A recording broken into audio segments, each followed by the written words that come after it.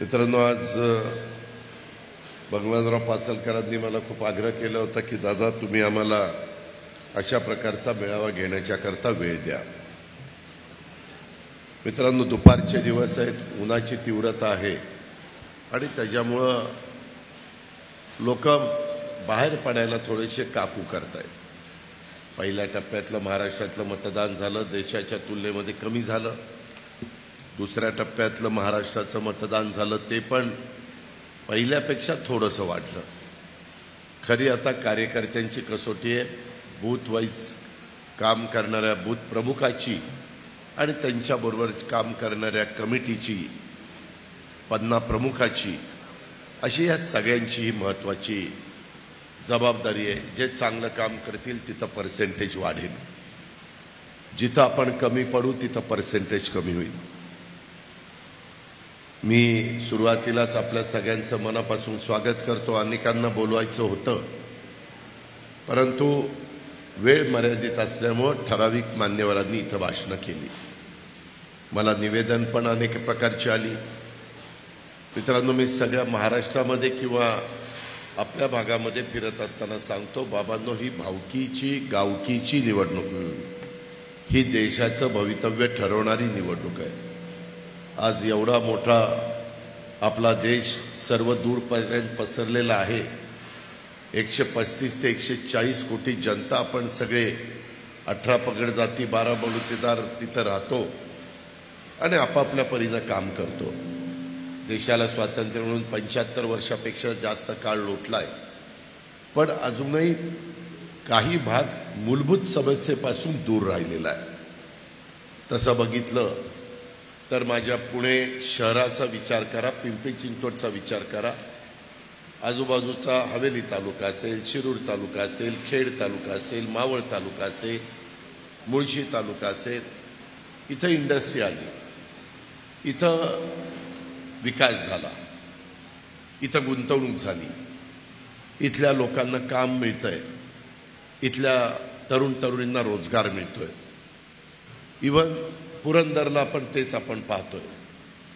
परवा पण विजयराव शिवतारेंच्या त्यांनी पुढाकार घेऊन जी सभा केलेली होती, त्याच्यामध्ये एकनाथराव शिंदे मुख्यमंत्री आणि मी आलेलो होतो। देवेंद्र फडणवीस, अमित भाईंची सभा होती म्हणून येऊ शकले नाही, पण त्यामध्ये देखील वेगवेगळ्या प्रश्नांचा ओहापोह माझ्या बारामती लोकसभा मतदारसंघाचा झालाय। मित्रांनो, मी तुमच्या सगळ्यांच्या समोर मी गाडगं ताकाला जायचं आणि गाडगं लपवायचं अशा प्रकारचं माझा भूमिका नाहीये। मलाही तुमच्या पाठिंब्याची, तुमच्या पवित्र मताची, तुमच्या सहकार्याची गरज महायुतीच्या उमेदवाराच्या करता 7 तारखेला बारामती लोकसभा मतदारसंघात आणि 13 तारखेला पुणे, मावळ आणि शिरूर लोकसभा मतदारसंघात हवी आहे। काही ठिकाणी कमळ आहे, काही ठिकाणी धनुष्यबाण आहे आणि 2 ठिकाणी शिरूर आणि बारामतीला लोकसभा मतदारसंघात घड्याळ आहे। आणि त्याच्यामुळे ती चिन्ह पण आपल्याला समजलं पाहिजे। 3 मशीन येणार आहेत। पहिल्या मशीनमध्येच आपल्याला ज्या उमेदवाराला मतदान करायचं आहे त्याच्यावरनं 2 नंबरचं नाव सुनेत्रा अजितदादा पवार असं तिथं रेकॉर्डला आहे आणि तिथं घड्याळाचं चिन्ह त्याच्या शेजारचं बटन दाबायचं। तुम्ही भोर वेल्लाकर असं म्हणाल की बाबा आम्ही बटन दाबायचं, आम्ही इतके वर्ष अनेकांना खासदार केलं, आमदार केलं, अनेकांना जिल्हा परिषद, तालुका पंचायत, साखर कारखाना, मार्केट कमिटी, दूध संघ, PDCC बँक अनेक ठिकाणी निवडून दिलं। शहरामध्ये काहींना नगरसेवक नगरसेविका केलं। आमच्यामध्ये काय फरक पडला? आत्ताही निवेदन देत असताना मला हेच सांगण्यात आलं की मी मागे भगवानरावांनी मला आग्रह केला होता की दादा, इथं तुम्ही राजगड असं नाव आमच्या वेल्हा तालुक्याला द्या, आमच्या वेलेकरांची मागणी आहे। आम्ही कॅबिनेटमध्ये एकनाथराव बी देवेंद्रजींनी तो विषय घेतला आणि तुमच्या सगळ्यांची मागणी राजगड हा तालुक्याचं नामकरण करून ती मागणी आम्ही पूर्ण केली। त्याच्यामध्ये प्रश्न काय? प्रश्न वेल्हा आणि भोर पुण्याच्या जवळ असताना देखील तिथं MIDC नाही, तिथं कारखाने मोठे कारखाने नाही. कारखाने कुठं जातात? एखाद्या शहराच्या जवळ. आता तुम्ही पहा, तुमच्या पुढं नीरा नदी किंवा वीर धरण पास करा. खंडाळा तालुका पण एकेकाळी दुष्काळी तालुका. मी तिथं 99 ते 2004 पालकमंत्री होतो साताऱ्याचा. माझा खटाव, माण, खंडाळा आणि फलटणचा अर्धा भाग एकदम दुष्काळी. आज खंडाळीची अवस्था काय झाली आहे? तिथल्या धरणामुळं जमीन ओलिताखाली आली आहे. जे माळ होतं, जिथं कुसळ उगवायचं होतं, तिथं इंडस्ट्री आली आहे. तिथं रोजगार निर्माण झाला आहे. तिथली लोक बाहेर जात नाही. मगाशी बोलत असताना काही माझ्या सहकाऱ्यांनी सांगितलं की आमच्या वेल्हा तालुक्यातली लोक कुठं ना कुठं माथाडी काम करायला जातात, वजनं उचलायला जातात. तिथं रोजगार नाही म्हणून पुण्यामध्ये, मुंबईमध्ये जातात. असं एकमेव उदाहरण आहे की बाबा त्या तालुक्याची लोकसंख्या कमी होत चालली आहे, बाकीची वाढत चालली आहे. 2 लाख होती तिथं 3 लाख झाली, 304 झाली. त्या खडकवासला विधानसभा मतदारसंघाची 5.5 लाख लोकसंख्या झाली. भोसरी आणि हडपसर 5.5 लाख लोकसंख्या झाली. आणि आमची भोरवेल्याची कमी कमी होत चालली. का? तर तिथं रोजगार नाही. मला आता काहींनी सांगितलं की दादा, काहींनी उमेदवार म्हणून येत असताना अशा प्रकारच्या वल्गना केल्या की जर आम्ही इथं MIDC आणली नाही तर 2019ला मतं मागायला येणार नाही. परंतु मतं मागायला आले, MIDC आली नाही. तुम्ही पण 2019ला निवडून दिलं. माझं तुम्हाला सगळ्यांना सांगणे, भावनिक होऊ नका. ही निवडणूक तुमच्या माझ्या रोटीची निवडणूक आहे. पुढच्या पिढीचं भवितव्य ठरवणारी निवडणूक आहे. तुम्ही म्हणाल मग अजित पवार तुम्ही काय करणार आहे? मी माझ्या इथं केलंय आणि मग तुमच्याकडे आलो. मी बारामतीचा चेहरामोहरा बदलला आहे. अनेक लोक जाहीर सभेच्या निमित्तानं मध्ये मी वर्ध्याला होतो, नागपूरला होतो, त्या ठिकाणी अमरावतीला होतो. तिथं लोक म्हणायचे आम्हाला निवडून द्या, आम्ही आमचा बारामती करून दाखवू. हे तिथली लोक सांगतात. मी मुळात बारामती डेव्हलप करून तुमच्या पुढे आलेलो आहे. मला विकास करायचा अनुभव आहे. मला लोकांचे प्रश्न सोडवायची आवड आहे. मी आजही रात्री 1ला झोपलो तर सकाळी 6ला उठून काम करणारा कार्यकर्ता आहे. कधी मी मुंबईत असू, पुण्यात असू, माझ्या बारामतीमध्ये असू, जिथं कुठं मी मुक्कामला असेल तिथं मी 5ला उठतो, 6ला कामाला लागतो. माझी ती आवड आहे. प्रत्येकाला वेगवेगळ्या प्रकारच्या आवडी असतात. मला कामाची आवड आहे, मला विकासाची आवड आहे आणि त्याच्यामुळं हे सगळं मी करतोय. मी राज्याचं पण भलं करण्याचा प्रयत्न करतोय. भोरवेल्लेकरांनो, तुम्हाला आठवत असेल माझ्या हातामध्ये मी 91ला खासदार होतो त्यावेळेस पिंपरी चिंचवड आणि तो सगळा एरिया बारामती लोकसभा मतदारसंघात होता. त्यावेळेस तुमचा भोरवेल्ला, मुळशी, खेड लोकसभा मतदारसंघामध्ये होता. नाना नवले, अशोकराव मोहोळ, शिवाजीराव आढळराव, रामकृष्ण मोरे यांना तुम्ही निवडून द्यायचा त्या काळामध्ये. आणि त्यावेळेस तुमचा हा तालुक्याच्या ऐवजी माझ्यामध्ये शिरूर होता आणि खडकवासल्याच्या ऐवजी माझ्यामध्ये पिंपरी चिंचवड हवेली होतं. पण मी पिंपरी चिंचवड हवेलीचा एवढा बदल करून दाखवला. तिथं विचारा तिथल्या लोकांना की जे एकेकाळी कामाला जायचे पिंपरी चिंचवडमध्ये बजाज आणि त्याच्यामध्ये टाटामध्ये, मुक्कामाला पुण्यात यायचे कारण पुण्यामध्ये मुलामुलींची शाळेची व्यवस्था चांगली होती, राहायचं सोयीचं होतं. आता काम पण तिकडं करतात, मुक्काम पण तिकडं करतात. एवढं चांगल्या सुविधा त्या पिंपरी चिंचवडमध्ये दिलेल्या आहेत. याचा अर्थ आम्ही काम करतो. आम्ही नुसतं डाग्यात गोळ्या मारत नाही, वेळ मारून नेत नाही. आम्ही इतरांच्या सारखं खोटं बोलत नाही. तुम्ही मला निवडून द्या, मी तुम्हाला 2019 पर्यंत MIDC करेन. तरी देखील माणूस पुन्हा 19ला मतं मागायला येतो. माझ्यासारख्याला तर शरमच वाटली पाहिजे असती, लाज वाटली असती की बाबा कुठल्या तोंडाने मी त्यांना मतं मागायला जाऊ. मित्रांनो, तुम्हाला मी सांगतो, मी शब्दाचा पक्का आहे. एक तर सहजासहजी शब्द देत नाही. आणि दिला तर कुणाच्या बापाचं ऐकत नाही, मग तो पुराच करतो. ही महाराष्ट्राला पण माझी ओळख आहे. मी थोडासा कडक असेल पण कामाकरता कडक आहे.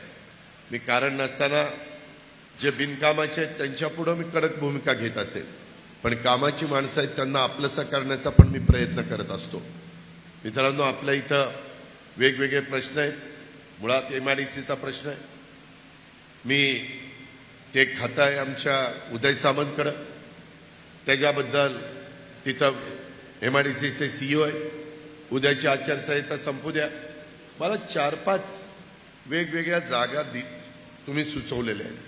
कोणी उतरवलीची जागा सुचवलेली आहे, कोणी आणखीन कुठली जागा सुचवलेली आहे. मित्रांनो, MIDCला जरा जास्त जागा लागते. मला कुठल्या पट्ट्यामध्ये जिथं लोक शेतीवाडी करत नाही आणि ते जमीन खुशीनं देतील त्यांना मोबदला आम्ही चांगला देऊ.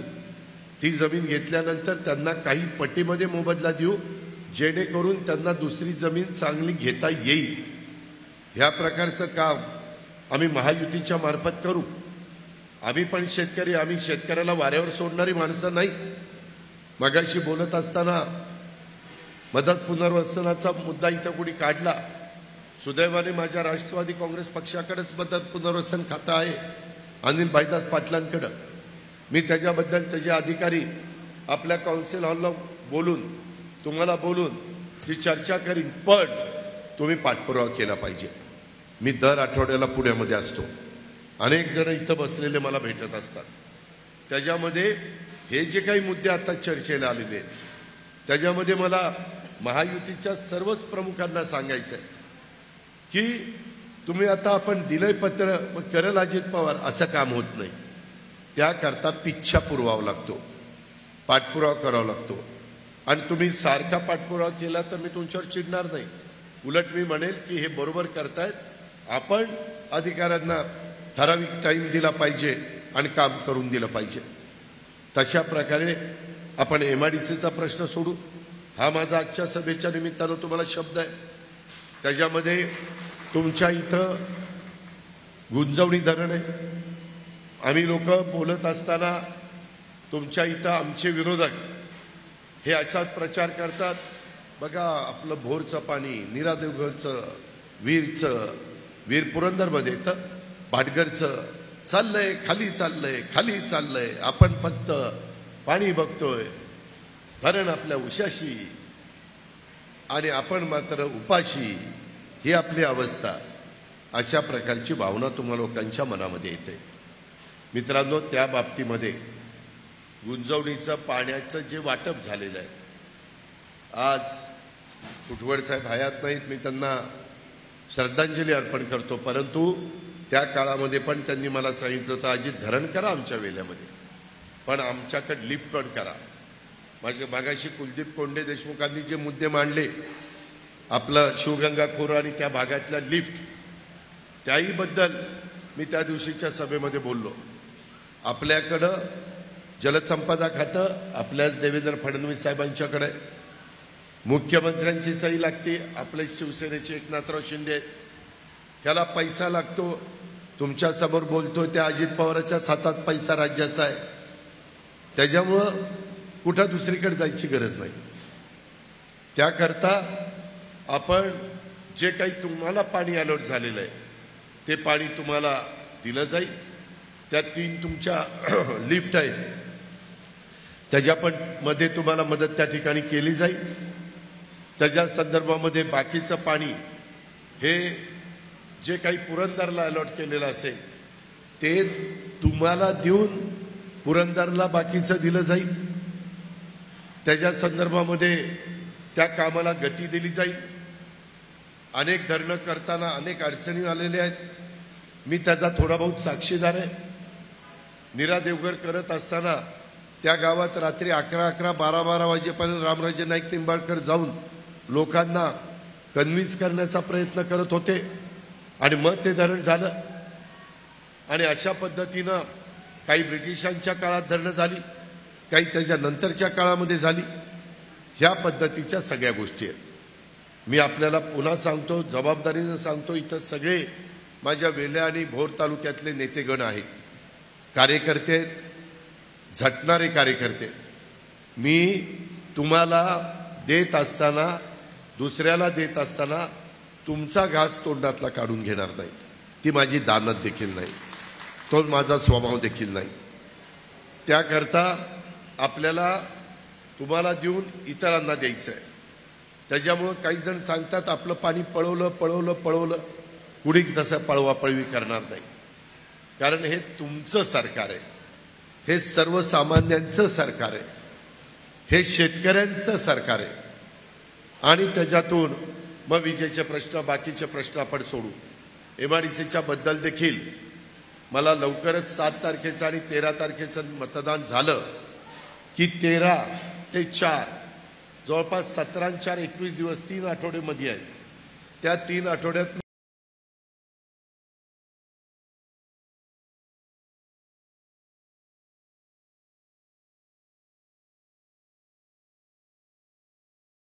तुम्ही पण त्या तयारीनं या.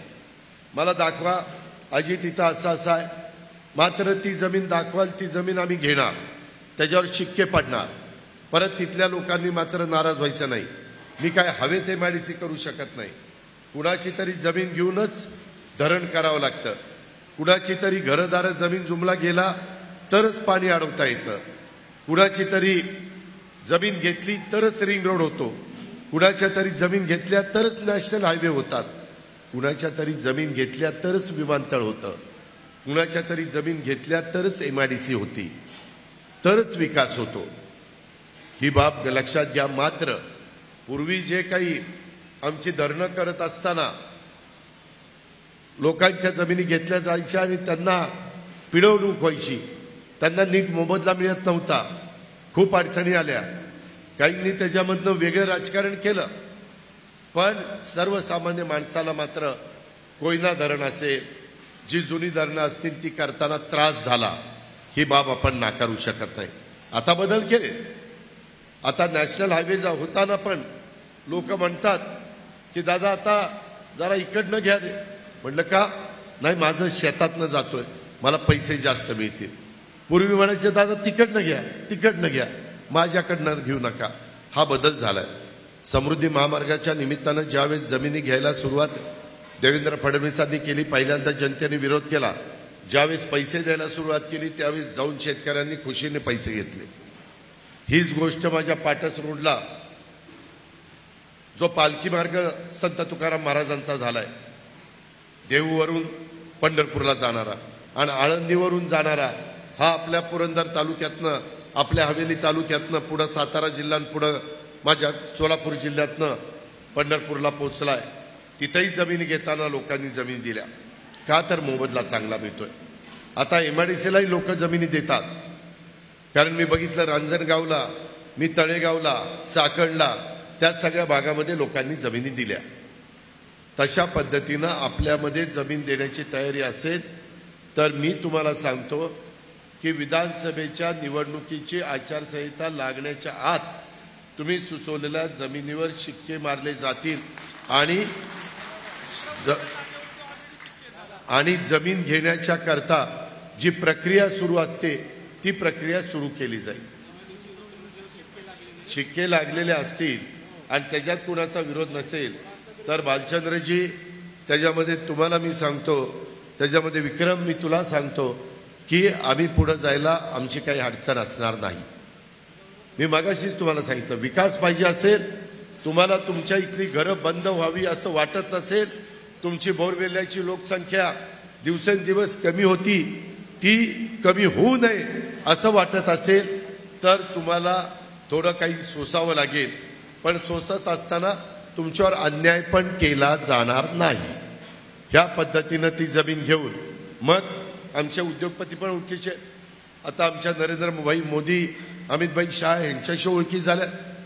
मोठे मोठे उद्योगपती, मी गेले 35 वर्ष राजकीय जीवनामध्ये काम करत असल्यामुळं त्यांच्याशी पण माझे सलोख्याचे संबंध आहेत. तिथं कुणी पुण्याला प्राधान्य देतं, पुण्यापासून हे काही फार लांब नाही. मागाशी टोलचा पण मुद्दा यांनी कुणीतरी काढला, त्याच्यातनं पण चर्चा करून व्यवहारी मार्ग काढता येईल. पण मी पुन्हा पुन्हा सांगतो, त्याकरता पाठपुरावा करावा लागेल. त्याकरता एकदा, दोनदा, तीनदा वेळ पडली तर काम होईपर्यंत मला त्यात भेटावं लागेल, हे मात्र आपण सगळ्यांनी लक्षामध्ये घेतलं पाहिजे आणि अशा पद्धतीनं आपण पुढे जाण्याचा प्रयत्न करू. मगाशी काही लोकांनी सांगितलं की दादा बोरवेलला परिसर नैसर्गिक सौंदर्याने नटलेला परिसर आहे, पावसाळ्यामध्ये तिथं जावंसं वाटत नाही. आज माझ्या वेल्याच्या किती मूळ वेल्लेकरांच्या जमिनी राहिल्या आणि किती बाहेरच्या लोकांनी येऊन जमिनी घेतल्या. तुमच्या जमिनी कमी आणि बाहेरच्यांच्याच जमिनी जास्त झाल्या आणि जमीन दाखवल्या कुणी? वेल्लेकरांनी. दलाली काढली ना, चल तुला जमीन दाखवतो, चल तुम्हाला जमीन दाखवतो. आणि तिथं धरणं, त्या धरणाच्या एरियामध्ये ज्यावेळेस पावसाळा असतो त्यावेळेस एवढं निसर्ग सौंदर्य तिथं उधळण झालेली आहे की काही विचारता सोय नाही. तिथं वेगवेगळे पर्यटन आपण करू शकतो. इथं भालचंद्र जगताप बसलेत, पुणे जिल्हा बँकेचे डायरेक्टर. दुर्गाडे तुमच्याच पुरंदरचा तिथं चेअरमन आहे. कृषी पर्यटनाला आम्ही चालना दिलेली आहे. तुम्ही जसं कोकणात अभय गेला रे, अभय मांढरेंनी तिकडं कुठं जमीन घेतली कोकणात? दिव्यागरला. मी मध्ये गेलो होतो दिव्यागरला आणि मी तिथं बघितलं, म्हणलं इथं जमीन तू घेतली? हा म्हणला घेतली.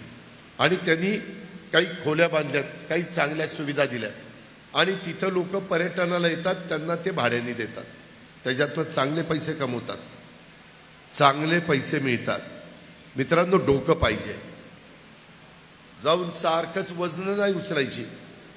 आपल्याकडे काय आणि त्याचा कसा वापर केल्यानंतर पर्यटक आपल्याकडे येतील. कुणी कुणी त्या ठिकाणी हुरडा पार्टी करतं, हुरडा आणतात औरंगाबादहून, संभाजीनगरहून आणि देतात इथं गरम करून हुरडा पार्टी. मग एक बैलगाडी तिथं ठेवतात, कुठं थोडेसे सशे कोंबड्या बिंबड्या ठेवतात. मग बैलगाडीतनं फेरी, ज्याची बरी परिस्थिती ती घोडा ठेवतोय, मग घोड्यावर बसून रपेट. लोक त्याला पैसे देत आहेत. हुरडा पार्टीला देखील लाखो रुपये कमवत आहेत लोक. तसं कृषी पर्यटनाला पण लोक पैसे देतात. काय? तिथं चांगली झाडं लावायची, आंब्याची लावा, त्याच्यामध्ये जांभळाची लावा, जी काही तुमच्या वातावरणामध्ये येतील ती झाडं लावा. ती झाडं लावली तर हिरवगार तिथं दिसेल. लोकांना शुक्रवार शनिवार रविवार लोक येतील, त्याच्यातनं स्थानिकांना रोजगार मिळेल.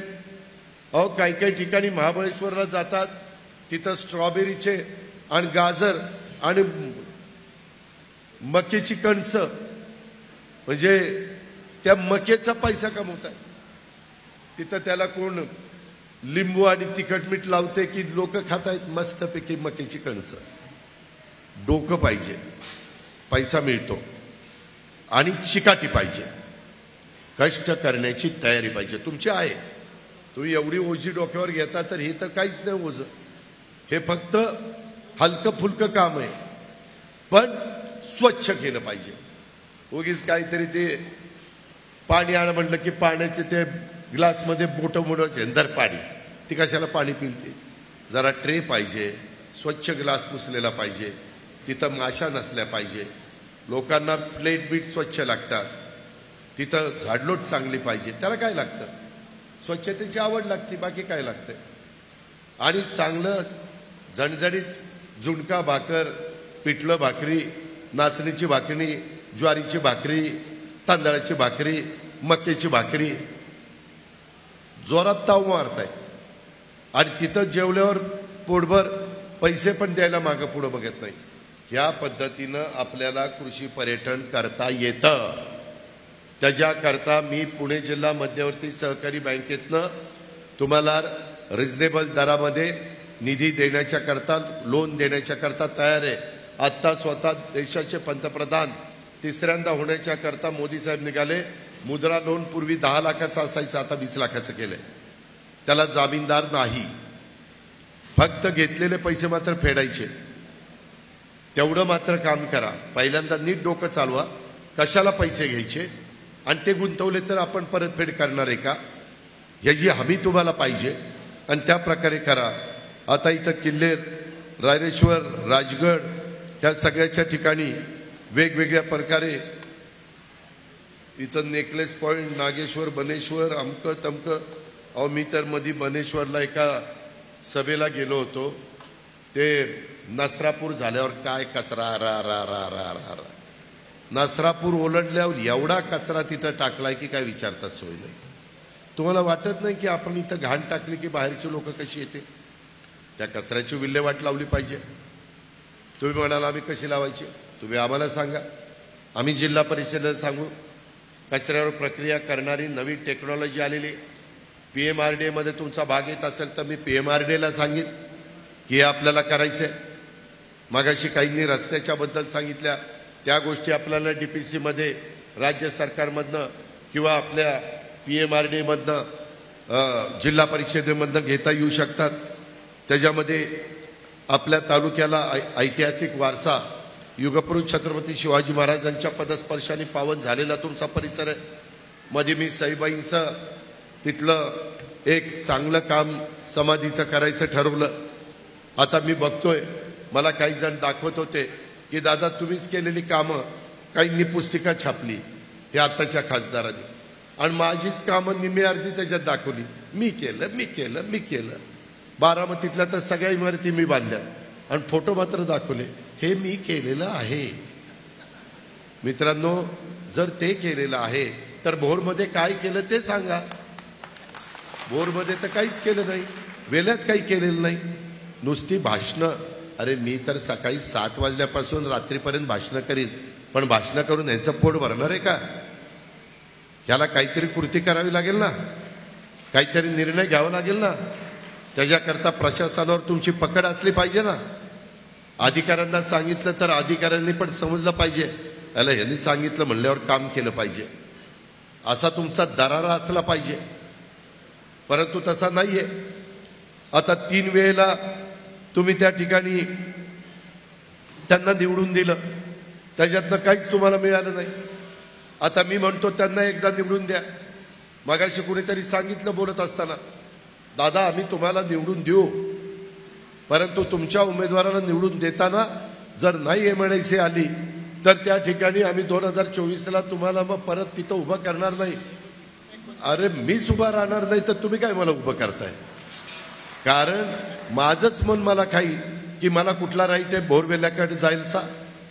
तिथं एमआयडीसी मी नाही दिली तर मी देणार, मी शब्दाचा पक्का आहे.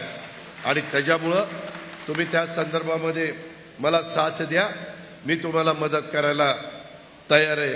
आणि त्या प्रकारे माझ्या भोरवेल्ला परिसर नैसर्गिक सौंदर्याने नटलेला भाग, तिथं पर्यटनाला व्यवसायाला चालना देण्याच्या करता आपण सगळेजण एकमेकाला सहकार्य करू.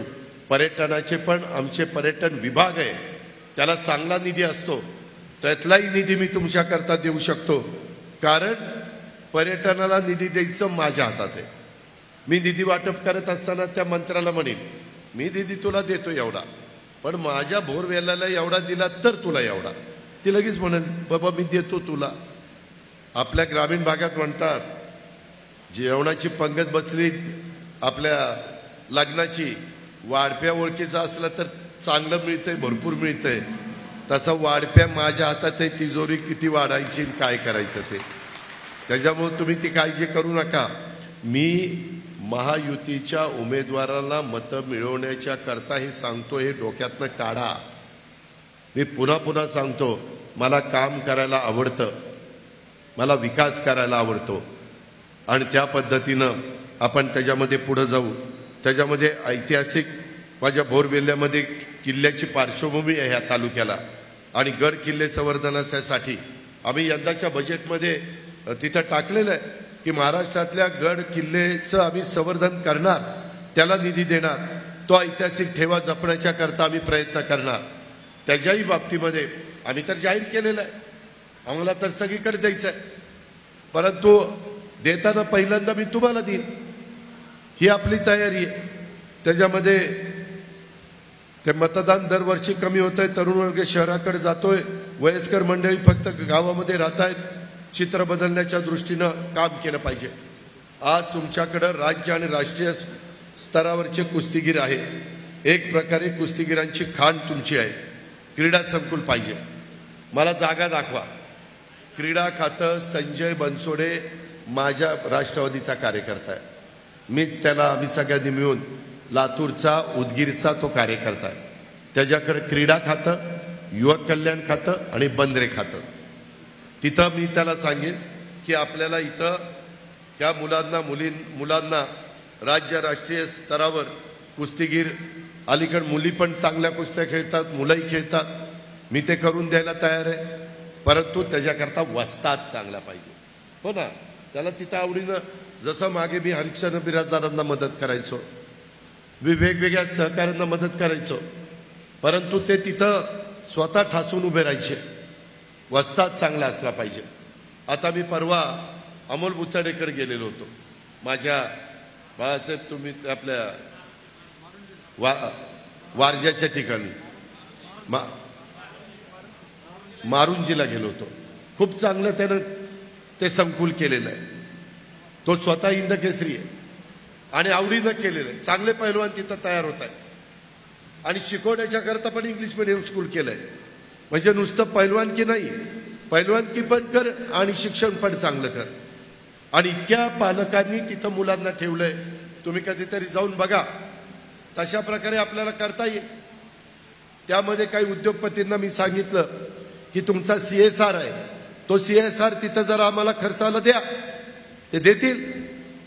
काही राज्य सरकारचं, काही DPDC मधनं मी देईल, त्याच्यात पण आम्हाला देता येतं, आणि काही आपल्या CSR मधनं. त्यामुळे हे पण काम आपल्याला करता येईल. अशा पद्धतीनं आता मला एक चिठ्ठी आली की दादा, भोर तालुक्यात उतरवली गावातील MIDC जमिनीवर शिक्के पडलेले 550 एकर आहे. पण ते 550 एकर तसं कमी अजून जर वाढलं तर जास्त चांगलं होईल. ते बघा, शेवटी तो तुमचा अधिकार आहे. त्याच्यामध्ये आम्ही मराठा समाजाच्या साठी सारथी, त्या सारथीला पण मी खूप मदत करतो.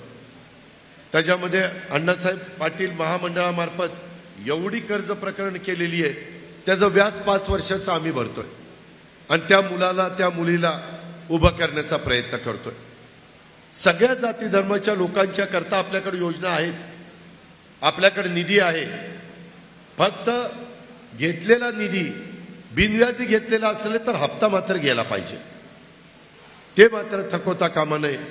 अशा प्रकारची माझी विनंती त्या ठिकाणी आहे.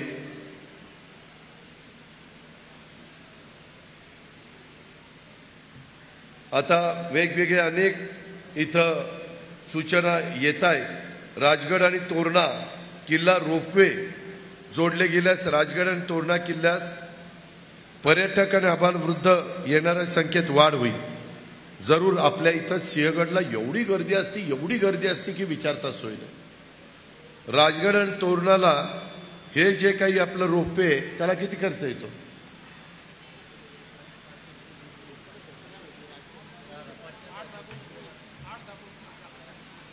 अरे नक्की काय ते सांगा. मिळत असेल तर मी लगेचच त्या ठिकाणी करेल. कारण 4 तारखेला अधिवेशन, आचारसंहिता संपली की जूनच्या 17ला बहुतेक आमचं अधिवेशन आहे. त्या अधिवेशनामध्ये मला मंजुरी देता येईल, त्याबद्दल कुठली काही अडचण येणार नाही. आपण ते करू शकतो. हे पण आपण सगळ्यांनी लक्षात ठेवा. भोर तालुक्यात MIDC स्थापन करण्याच्या बद्दल मी सांगितलं. राजगड तालुक्यातील गुंजवणी धरणाची व्याप्ती वाढून तालुक्यातील शेतीसाठी त्याचं जे नियोजन केलेलं आहे. आता देवेंद्र फडणवीस, एकनाथराव शिंदेच्या सरकारने काय केलं, भुईपाटांनी पाणी देऊन पाण्याचं पर्क्युलेशन होतं. कॅनॉल पाझरतो, फाटे पाझरतात, पाणी वाया जातं, अडथळत पाणी पुढे जातं. त्याच्यावरती बंद पाईपलाईननं पाणी, बटन दाबलं की पाणी तिथं जागेवर गेलं पाहिजे. तशा पद्धतीनं आता टेक्नॉलॉजी तिचा वापर केला जातो.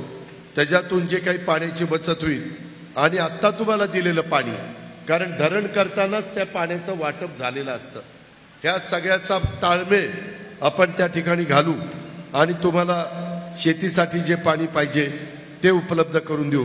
वेले खडकवासला जोडणारी पाबे खिंडीचा बोगदा, हा बोगदा करण्याच्या करता ह्याला खर्च किती? अंदाजे ढगात गोळ्या मारू नका, खरं ते सांगा.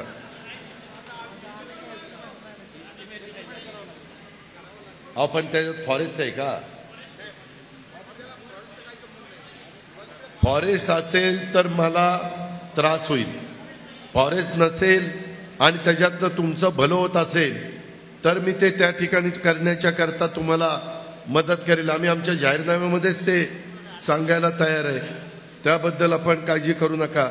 रांजणे ते पांबे खिंड रस्ता मंजूर करून कामाला गती देणे, हे मी नसरापूरच्या सभेत बोललेलं ते काय काय हे वेगळं? अरे हे वेगळं का ते वेगळं? मी ते आपलं 13ला मतदान संपलं ना की आपल्या महाराष्ट्रातली कदाचित आचारसंहिता 5व्या टप्प्यामध्ये शिथिल केली जाईल. त्यावेळेस आपण जरा अधिकाऱ्यांना घेऊन बसू, कारण तेव्हा काही कुणाला प्रलोभन दाखवून मतं मिळवली असा काही कुणी आपल्यावर आरोप करू शकत नाही. त्याच्यावर रांजणे ते पाबे खिंड, आबेड, रांजणे, खामगाव, कोंडगाव, मोगरवाडी, खामगाव, डबल खामगाव लिहिले, मावळ, वसवेवाडी, थोपटेवाडी, खरमरी या गावांना शेतीसाठी पाण्याची योजना ही कुठल्या स्कीममधनं आहे? गुंजवणीची आहे.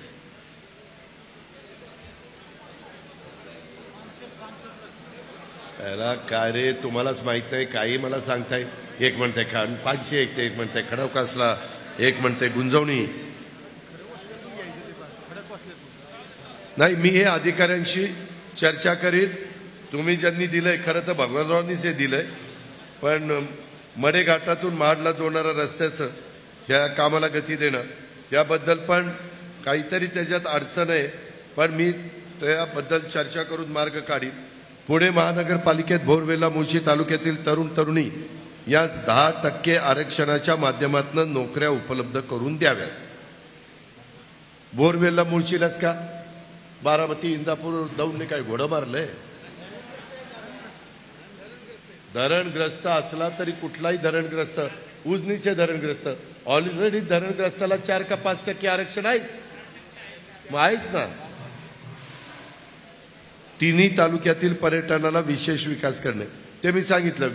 पर्यटनाच्या करता चालना द्यायला आपल्याकडं चांगल्या, इव्हन मी तुम्हाला असंही सांगेन, एक नवीन गोष्ट आमच्या समोर आलेली आहे. जर कोणी गुंतवणूक करायला तयार असेल आणि त्याच्यामध्ये समजा 50 कोटी रुपये खर्च करायचा आहे, पण 50 कोटी खर्च करून त्याचे रिटर्न मिळत नाही, तर त्यांनी 40 कोटी खर्च करावा. VGF ती जी गॅप आहे ती राज्य सरकार भरेल आणि 50 कोटीची गुंतवणूक होईल आणि त्याच्यातून तिथल्या लोकांना रोजगार मिळेल. अशाही प्रकारच्या काही योजना राज्य सरकारच्या आपल्याकडे आहेत.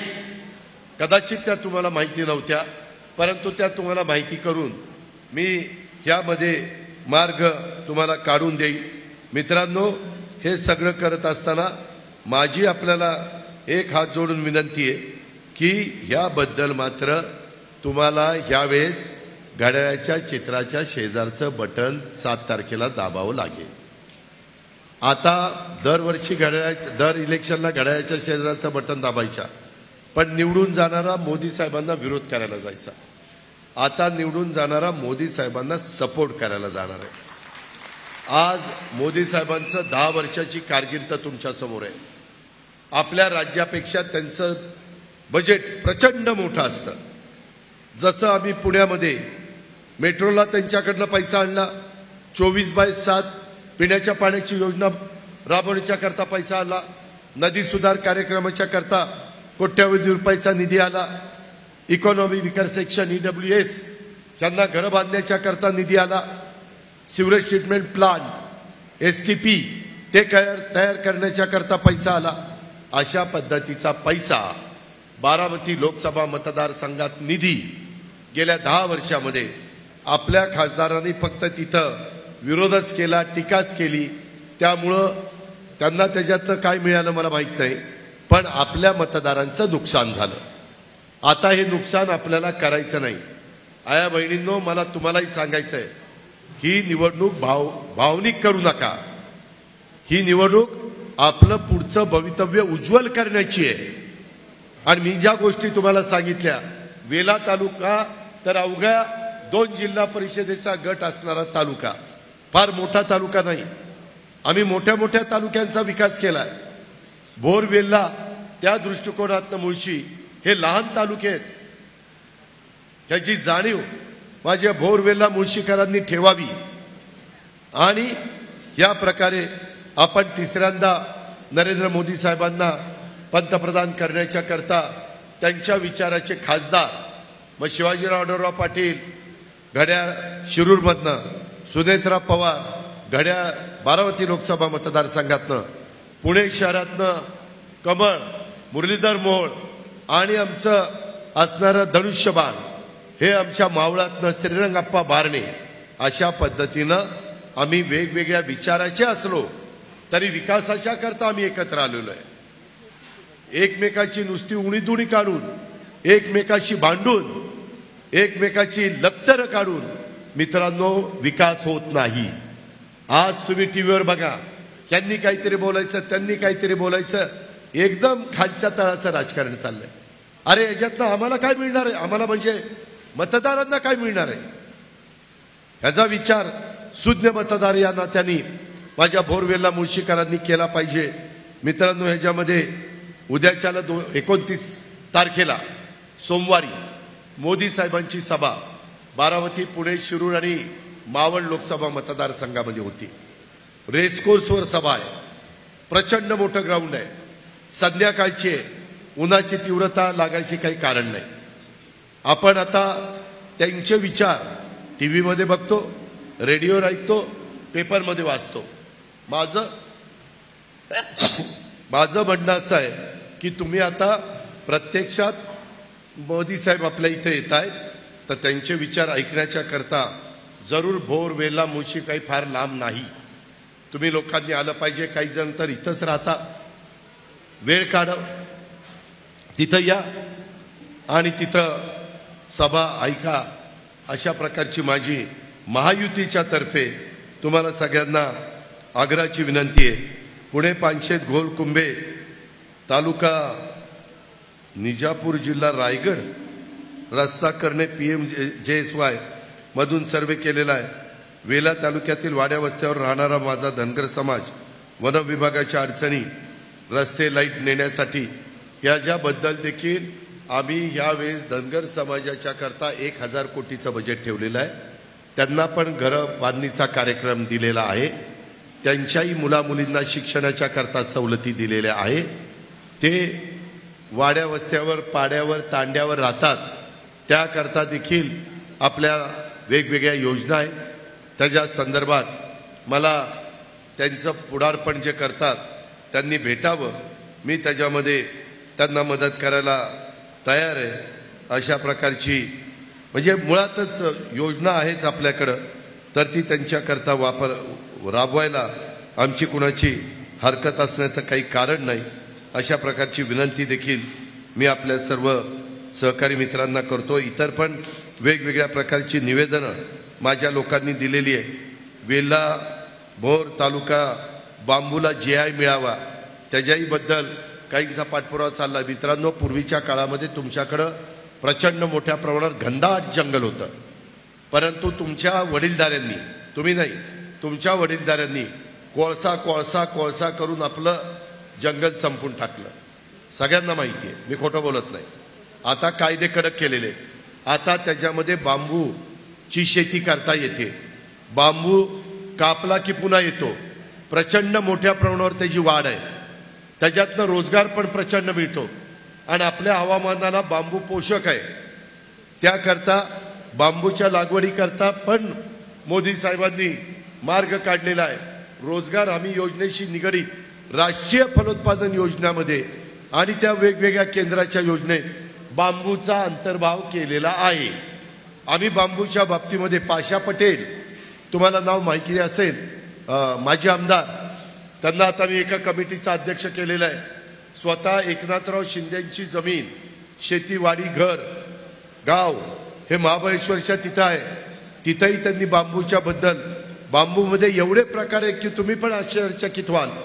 अशा पद्धतीनं आपल्याला तिथं रोजगार देता येईल. त्याच्यातनं दुसरीकडे जाऊन कामधंदा करण्याची गरज नाही, घराला टाळे लावायची गरज नाही, तिथली लोकसंख्या कमी करण्याची गरज नाही आणि दुसरीकडे जाऊन तिकडची वाढवायची गरज नाही.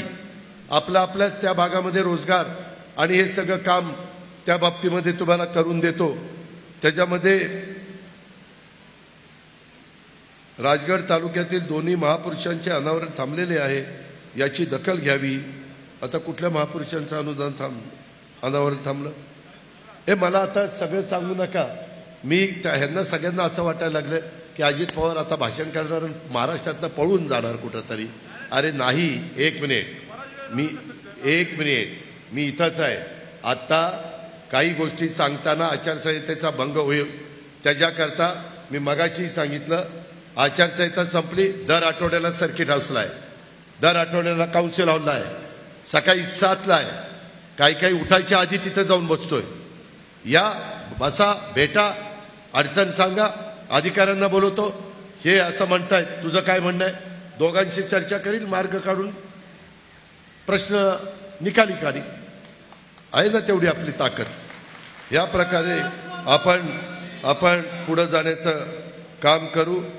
त्याच्यामध्ये माझी दुसरी एक विनंती आहे की कुठल्याही परिस्थितीमध्ये तुम्ही गहाळ राहू नका। पहिल्यांदा उमेदवार आम्ही जरा उशिरा जाहीर केलेला असल्यामुळं सगळीकडे उमेदवार पोहोचू शकलेला नाही। तो उमेदवार उगीच माझी बायको आहे म्हणून मतदान करा असं मी म्हणत नाही। त्यांनी आमच्या गावामध्ये संत गाडगेबाबा ग्राम स्वच्छता अभियानामध्ये माझं काटेकरवाडी गाव महाराष्ट्रात पहिलं आणलं। त्यांना एन्व्हायरमेंट फोरम म्हणजे झाडं लावण्याचा, ओढा खवलीकरण, सरळीकरण, रुंदीकरणाचा, अशा पद्धतीनं एन्व्हायरमेंटचं काम ते करतात। त्यामध्ये विद्याप्रतिष्ठान इन्स्टिट्यूट ते त्या ठिकाणी चालवतात। त्यामध्ये टेक्स्टाईल पार्क, महिलांनो कधीतरी बारामतीला आल्यावर बघा, त्या टेक्स्टाईल पार्कमध्ये 5000 महिला गारमेंटच्या संदर्भामधलं काम करतात। 5000 महिला एका ठिकाणी 5000 महिला काम करतात, याचा अर्थ कसं टेक्स्टाईल पार्क असेल हे तुम्ही बघा। त्याला केंद्राकडनं आम्ही 40 कोटीची सबसिडी आणली। वेगवेगळे युनिट आहेत तुमचे, इथले पण वेगवेगळे ब्रँड, कॉटन किंग ही दुकानं बघता ना, कॉटन किंग त्याचे कपडे आमच्या बारामतीत तयार होतात आणि तिथं कॉटन किंगचा शिक्का बसतो। आमच्या तिथल्याच आया बहिणी मुली ते तयार करतात आणि तुम्ही ते तुम्हाला आवडतं म्हणून ते घेता। या पद्धतीनं रोजगार द्यावा लागतो। ही गोष्ट आपण करू शकतो। अनेक प्रकारचे माझ्या महिलांच्या करता पण उद्योग, त्याला आमचा पुणे जिल्हा बँक देखील कमी व्याजाने कर्ज देते महिला बचत गटाला, तिथंही आम्ही तुम्हाला मदत करू। अशा पद्धतीनं मला इथं उपस्थित असणाऱ्या सगळ्या प्रमुख महिलांना आणि इतर मंडळींना सांगायचं आहे। पण आपण इतर सगळ्यांनी ऐकलंय, आपल्या आपल्या भागामध्ये जाऊन सांगा की हा अजित पवारचा सांगावा आहे। मी तिथं सभेच्या निमित्तानं येणारच आहे। कुलदीप कोंडे देशमुखांनी एकनाथरावांना भोरमध्ये सभा मागितलेलीच आहे। ती सभा ज्यावेळेस देतील त्यावेळेस मी पण त्या सभेला उपस्थित राहून हे तिथल्याही लोकांना सांगण्याचं काम मी करणार आहे। आणि तुम्ही इतकं जवळ आहे त्याच्यामुळं लांब कुठंतरी असता तर मी एक वेळ विचार केला असता याला कोणी जाईल का, परंतु तुम्ही हाकेच्या अंतरावर आहे। आमच्या खिंड बोगदा ओलांडला की खेड शिवापूर, आणि खेड शिवापूर पास केलं की तुमचं वेला बोर, असं इतकं जवळ आहे। त्याकरता आपल्याकडं पाणी आहे, आपल्याकडं निसर्ग सौंदर्य आहे, आपल्याकडे जमीन आहे। काय नाही, राजगड कारखान्याला पण आम्ही मदत केली। आम्ही भेदभाव करत नाही, कारखाने चांगले चालावेत ही आमची धारणा आहे। आम्ही भीमा पाटस कारखान्याला पण मदत केली। आता तो कारखाना चालू झाला, जाऊन बघा। पुणे जिल्हा मध्यवर्ती सहकारी बँकेने भालचंद्र केली, त्याच्यामध्ये राजगडला पण करता येईल। आम्ही राजकारणाच्या ठिकाणी करू, परंतु कारखान्याच्या बाबतीमध्ये तिथं माझ्या शेतकऱ्यांच्या एरियात आर्थिक सुबत्ता नांदावी म्हणून जरूर आम्ही करून दाखवलं। माझा माळेगावचा भाव 3411 रुपये, माझा सोमेश्वरचा भाव 3350 रुपये। त्याच्यामुळं आम्ही आमच्या संस्थाही चांगल्या चालवतो, कारखानेही चांगले चालवतो, खरेदी विक्री संघ, मार्केट कमिटी पण चांगल्या चालवतो। आम्हाला उत्तम प्रकारचं काम करण्याची आवड आहे आणि त्या पद्धतीने आम्ही पुढे जातो। त्याला तुम्हालाही ह्या गोष्टीचा फायदा उठवायचा असेल, तुम्हालाही कुठंतरी आम्हा लोकांच्या बरोबरीने यायचं असेल, तर उद्या कुठल्याही खोट्या नाट्या प्रचाराला बळी न पडता ज्यांना 15 वर्ष निवडून दिले त्यांनी काय तुमच्याकरता केलंय ह्याचा जरा शांतपणे डोळे झाकून विचार करा. आणि मग मी आपल्याला हे सांगेन, त्यांची 15 वर्षाची कारकीर्द आत्ताच्या खासदाराची आणि तुम्ही निवडून जर घड्याळाला दिलं तर त्याची 5 वर्षाची कारकीर्द त्या 15 वर्षाच्या कारकिर्दीपेक्षा यांची 5 वर्षाची कारकीर्द अधिक उजवी आणि माझ्या बोरवेला मुळशीला न्याय देणारी असेल, केंद्राचा निधी आणणारी असेल, मोदी साहेबांच्याकडं वेगवेगळ्या योजना तुमच्या दारापर्यंत पोहोचवण्याची असेल, हीच आग्रहाची नम्रतेची कळकळीची विनंती करतो. पुन्हा एकदा आपल्या सगळ्यांचं मनापासून स्वागत करतो.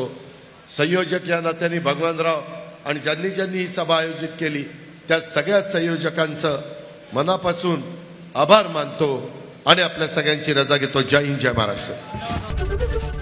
एबीपी माझा, उघडा डोळे बघा नीट.